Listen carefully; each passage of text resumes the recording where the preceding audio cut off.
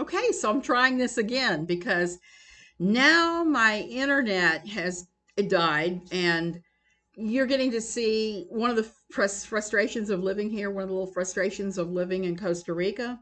My name is Suzanne Titkemeyer. I wrote for 10 years for Pathos, a blog called No Longer Quivering. Before that, I did a little more writing for different things and different things, and I've done still more. Um, if you can, hit that like and subscribe. If not, be well. I'm going to say these are just my impressions and opinions from going yesterday to the Penas Blancas border with Costa Rica and Nicaragua. I'm talking about the different things there. The things you need to know to cross. Look at my part one for part one of this. Um, don't throw any hate at anybody in Nicaragua or anyone else. I may mention in this stream. I mean, we're not haters here, but I still have to say that it's silly.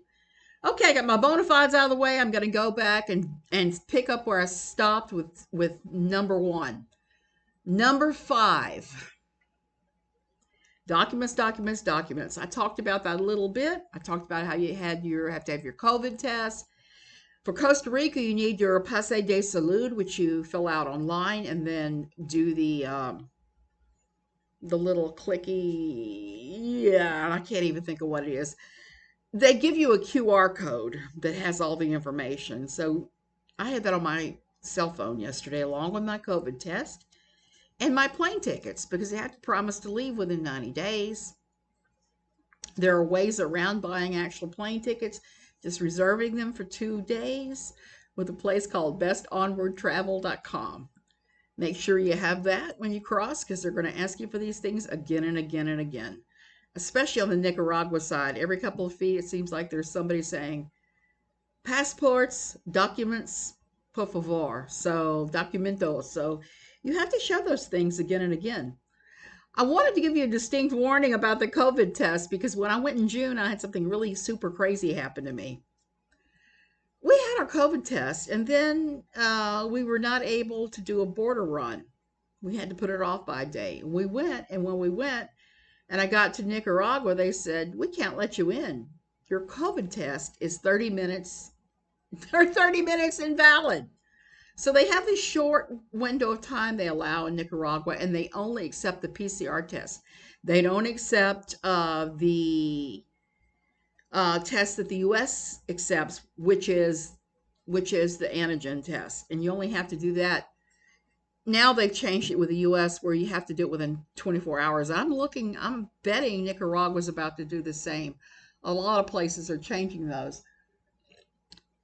So that's another reason why I talk about a lot of this stuff. So far, we've gotten through the Costa Rican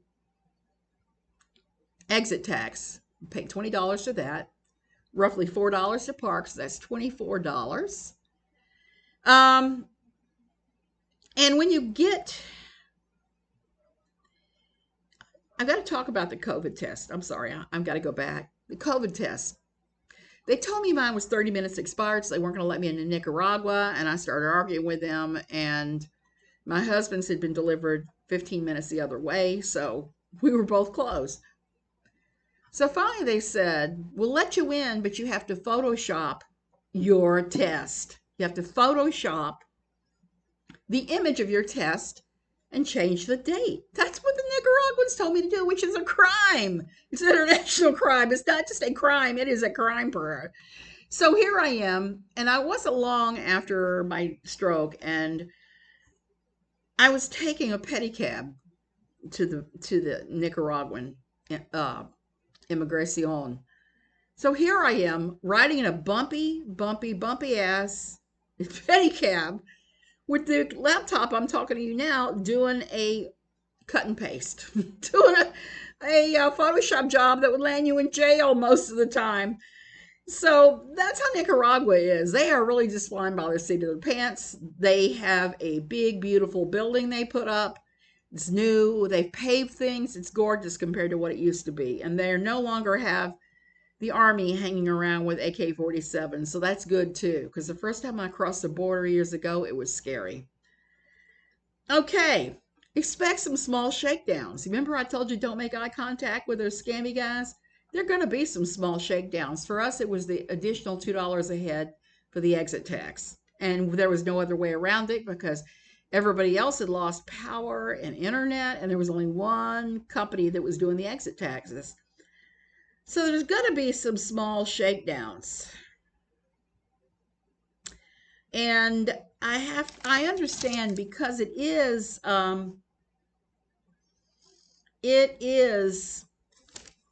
such a poor country, Nicaragua. I mean, unbelievably.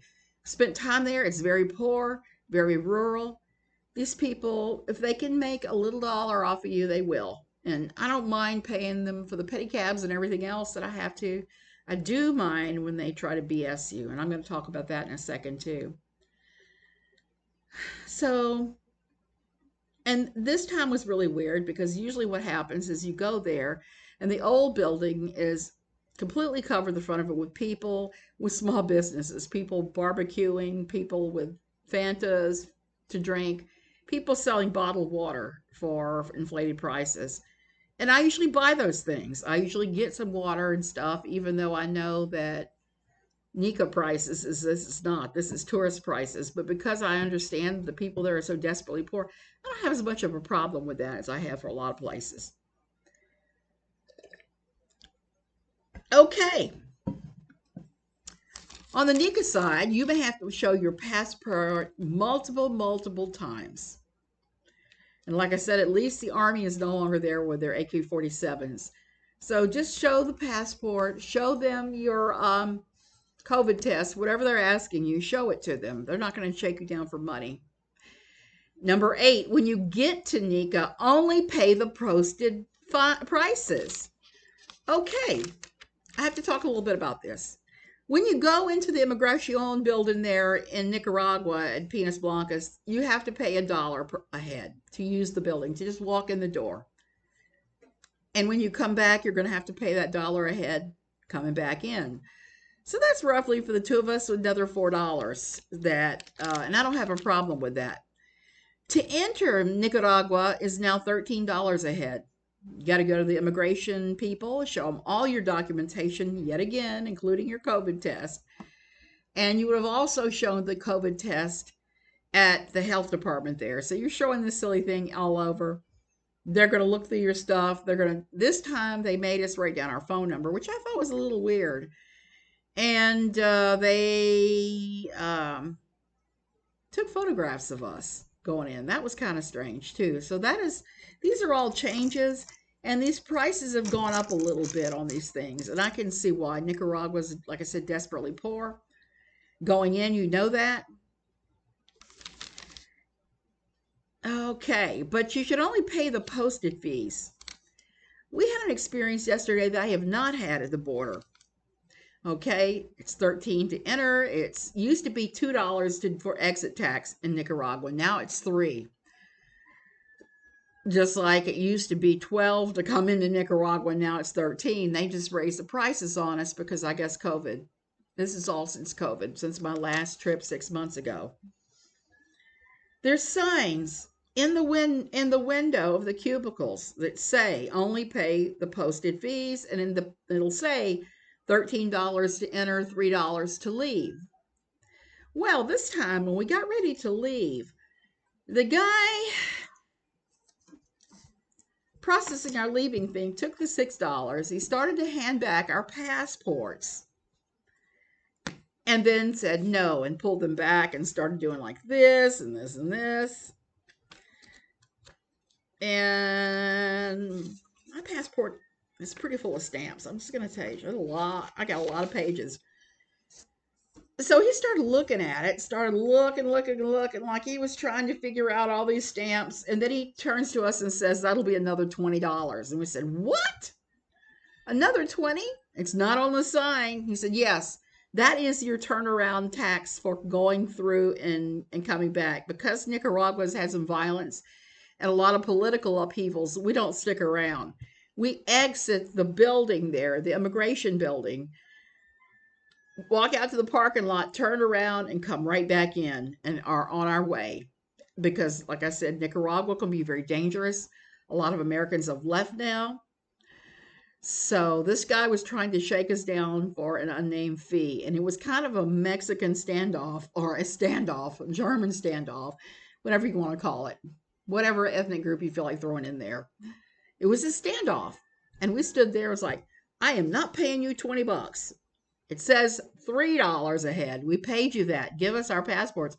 And finally, after 5 or 6 minutes, he did. But I know what it was. It was a shakedown. It was the gringo shuffle, as I like to call it.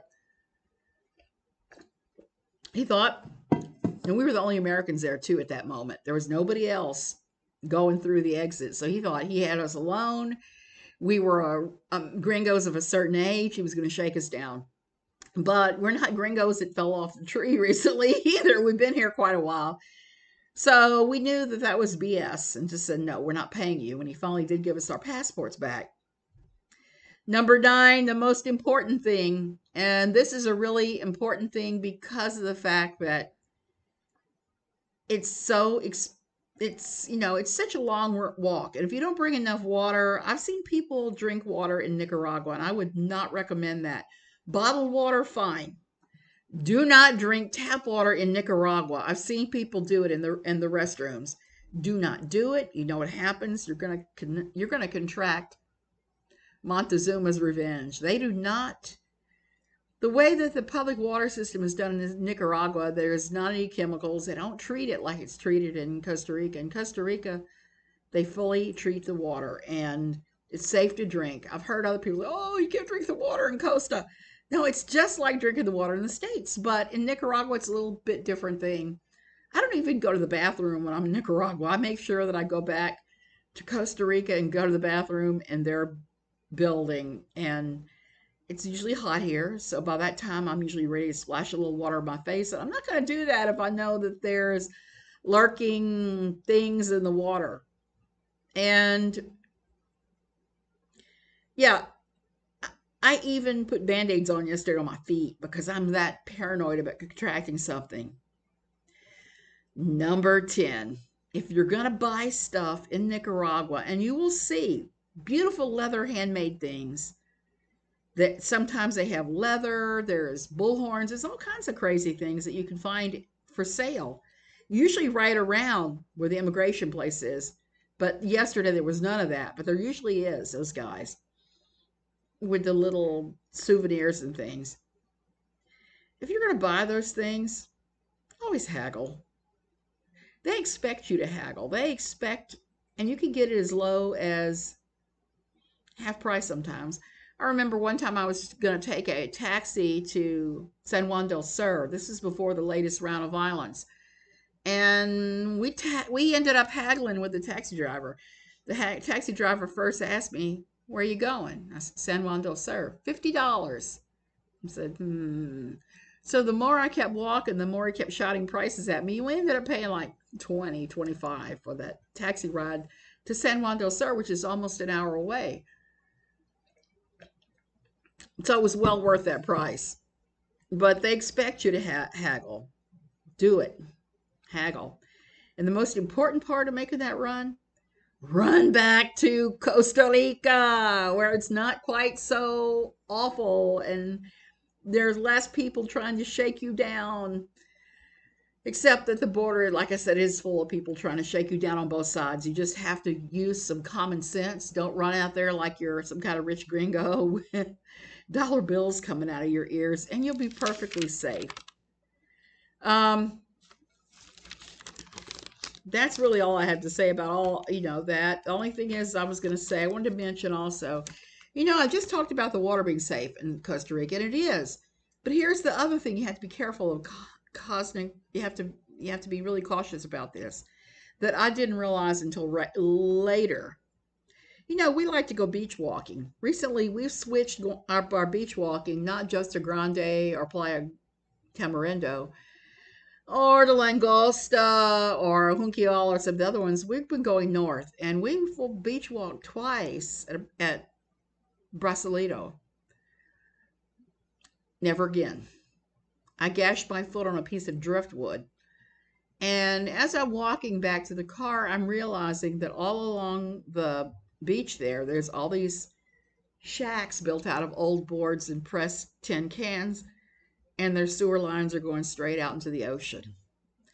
So that's why that is the stinkiest, dirtiest, smelling like raw sewage beach there. So if you're going to go to the beach here, be careful. Make sure that you're not going to a beach where everybody's shacks empty their raw sewage right into the ocean.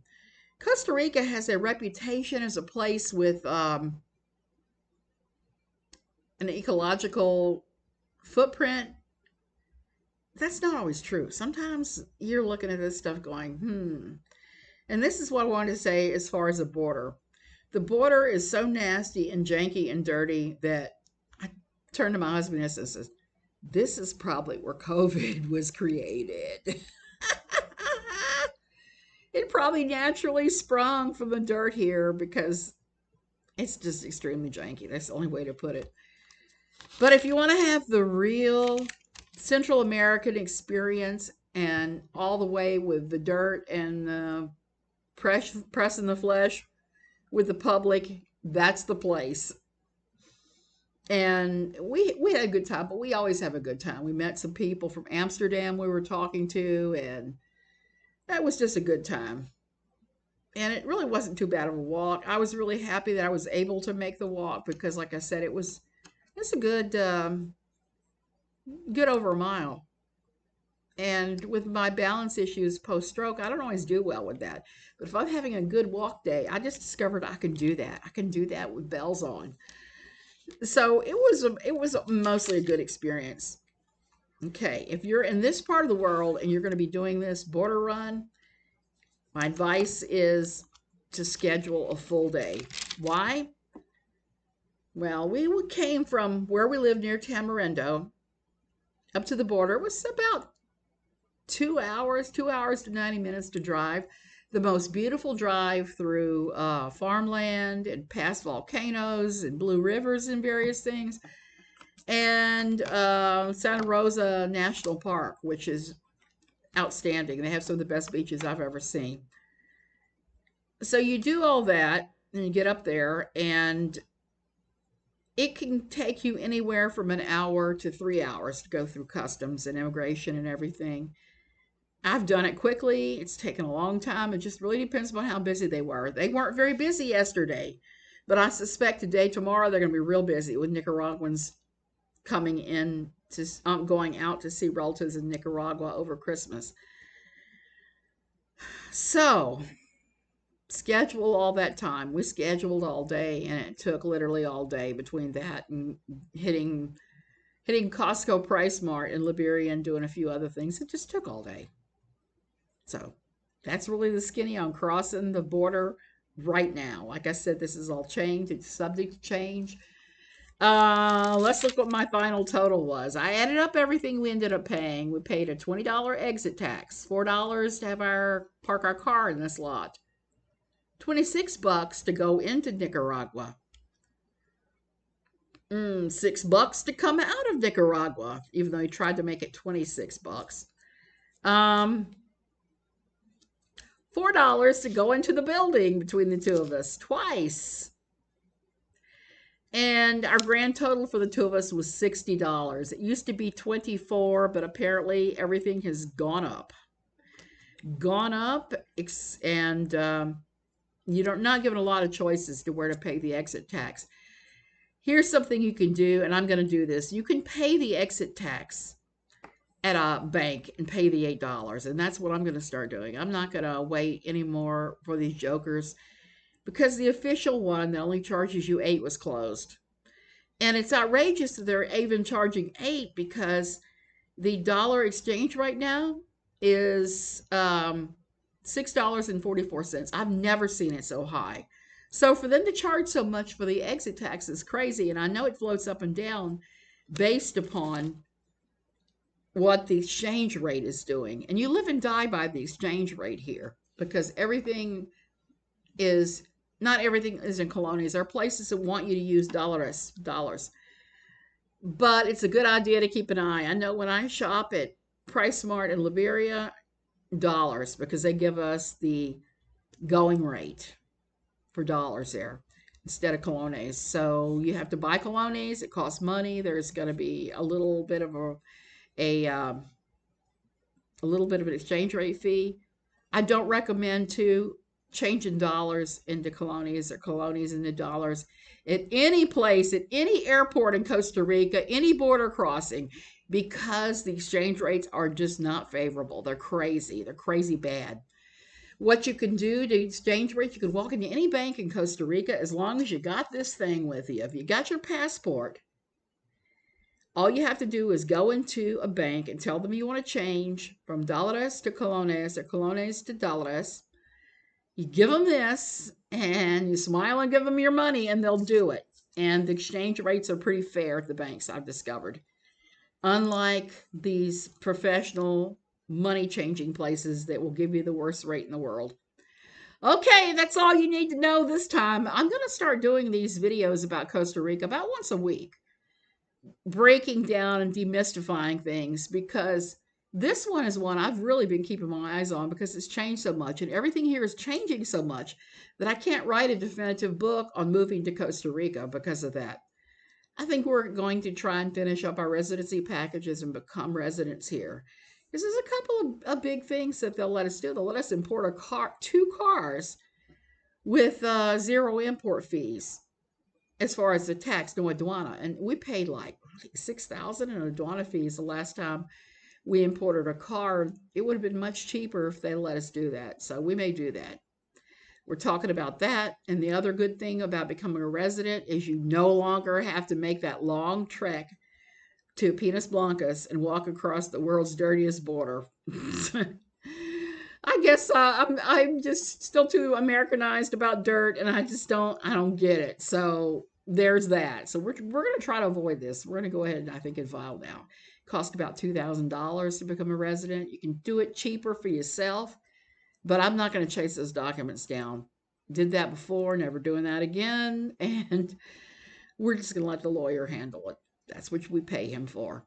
Okay, you guys, I'm going to go ahead and go. This is going to be a weekly thing. I'm going to demystify Costa Rica, and hopefully we won't have the most common Costa Rican thing in the world happening, which is the electric flickers. And when that happens, it shuts off everything, including my router. And YouTube, unfortunately, does not let me back on. It doesn't let me back on in the same stream. It won't let me put up a new video live. It just makes me do this crap. Okay, you guys, I'm going to go ahead and go. Have a great day. Expect another video next week on the subject of Costa Rica, because this is one of my favorite topics now. Love you.